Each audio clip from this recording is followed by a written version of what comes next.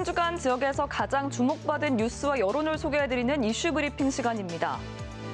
해를 넘겨 1년이 다 돼가고 있는 의정 갈등 상황에 대해 정부가 공식적으로 사과했습니다.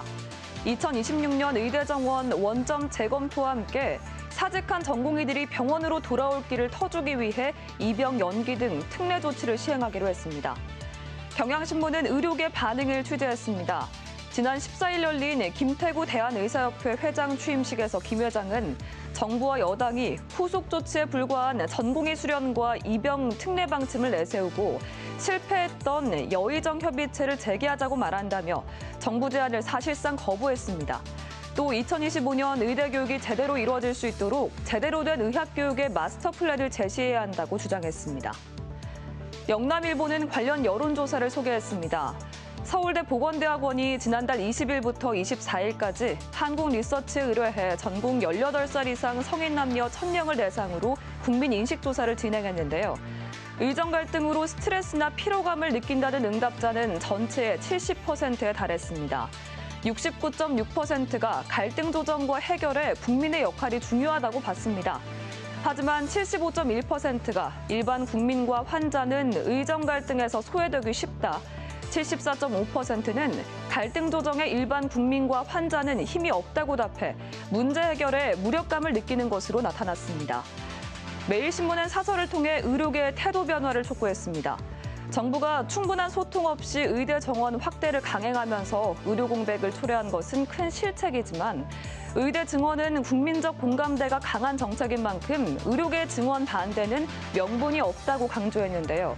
의료계는 여론과 현실을 직시해 무리한 요구를 접고 대화에 나서야 하고 여의정 협의체 재가동 의사를 밝힌 국민의힘에게도 야당까지 포함해 논의의 장을 확대해야 한다고 덧붙였습니다.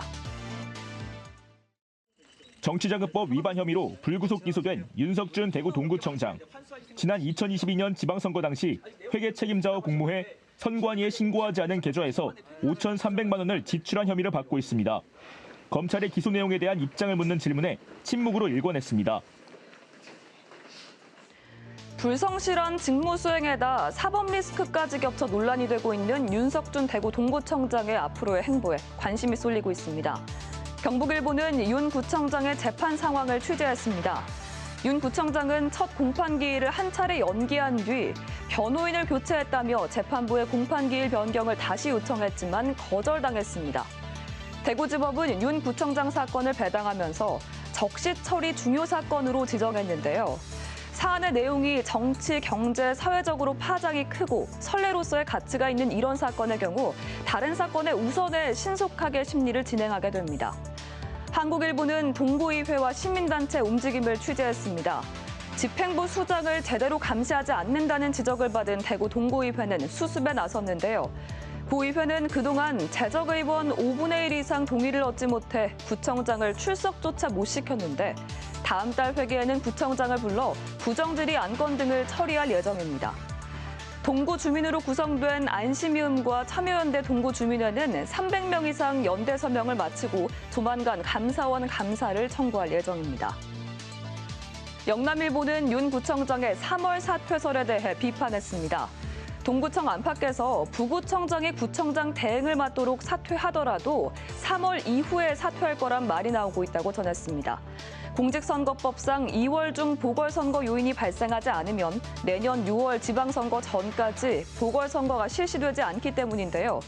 보궐선거 비용보다 구청장 없는 동구청의 입을 손실이 더 크다며 윤 구청장은 유권자에 대한 최소한의 예의를 갖추기 위해서라도 2월 중으로는 분명한 거취 표명을 해야 한다고 지적했습니다. 윤 구청장의 2차 공판은 다음 달 6일 열릴 예정입니다.